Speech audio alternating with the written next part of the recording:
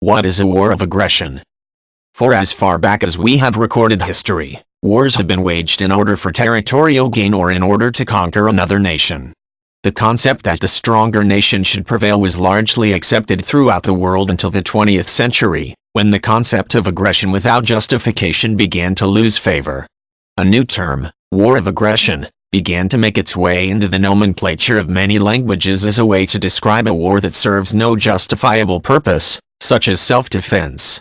Since then, the world view on aggression has changed to the point that crimes of aggression are now considered international crimes right along with human trafficking and genocide.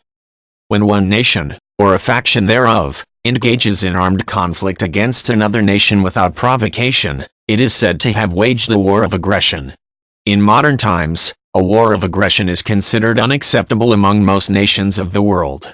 Although the precise definition of the war of aggression may be disputed, most scholars agree that a war without the justification of self-defense fits the definition. In most cases, a war of aggression is waged in order to gain territory or to subjugate the people of another nation. The war waged by the Nazis in Germany during the 1940s is generally considered to be a prime example of a war of aggression. A more recent example is the infiltration of Kuwait by Iraq in 1990, which ultimately led to the Gulf War. The lack of a uniform definition for a crime of aggression or a war of aggression has been the main obstacle in prosecuting crimes of aggression on an international level.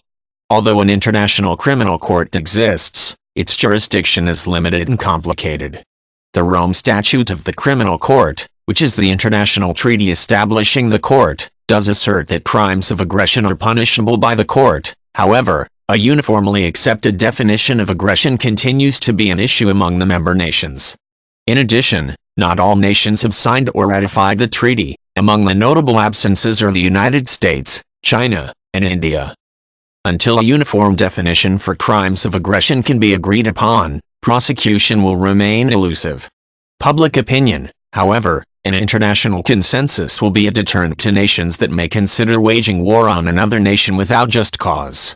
The United Nations, as well as numerous international treaties, will continue to serve as the authority on guidance regarding armed conflict until the International Criminal Court, or a similar body, is finally ready to fulfill that role.